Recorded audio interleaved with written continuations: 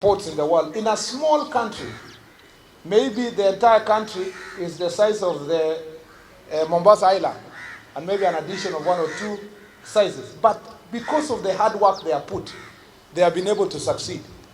I know yesterday when I was on media, some people were laughing and making fun when I said that as Kenya, we must not rest on our laurels.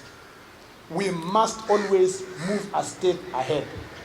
The other day, let me use the example of Rwanda. The other day, Rwanda was not, as a country, our competitor on aviation issues. But because of their leadership, now they're building a new airport and significantly improving their aviation capacity.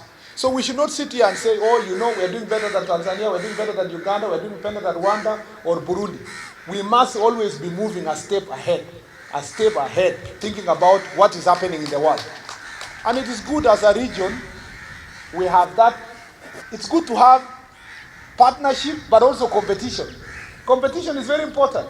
We are trying to improve Northern Corridor because also we are getting pressure from the Central Corridor.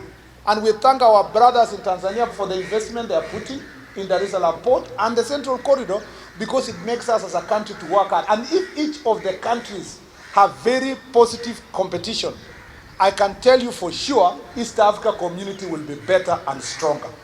So for those who think that, I was telling the people of Kenya last night that we need to think about also, Chairman, we need to think about now the period of time it takes for us to initiate projects. You know, you have a tender like the one we had at Ndogo. We should have awarded maybe 6 or 7 months ago. But because, and we have the money, we have a financial support of up to 50 billion, but because we take so long to make decisions. I know, yes, we call ourselves a democracy, but we should not use our constitutional structure to delay our growth as a country. You know, when I said last night, for example, that our friends in the neighboring country in Rwanda, they make their decisions quick because their governance structure allows their president and the executive to make decisions. Here at home, we have had to handle a tender that should have taken 6 months for 2 years, delaying time of construction and delaying investment that should have, by now, we should be having the bath operating.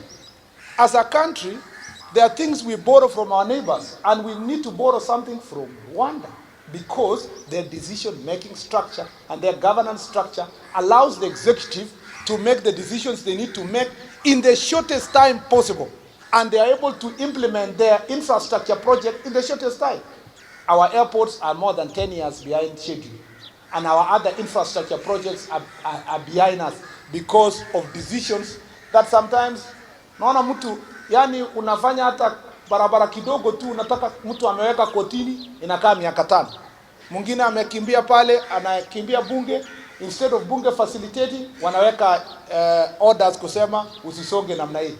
As a country, we need to look at our systems and be as competitive. If we don't, let me tell you, we'll be bragging here that, oh, we have this kind of governance structure, but eventually other countries in the region will overtake us while we are just sitting here kuongea Kiingereza mingi na Kiswahili kidogo.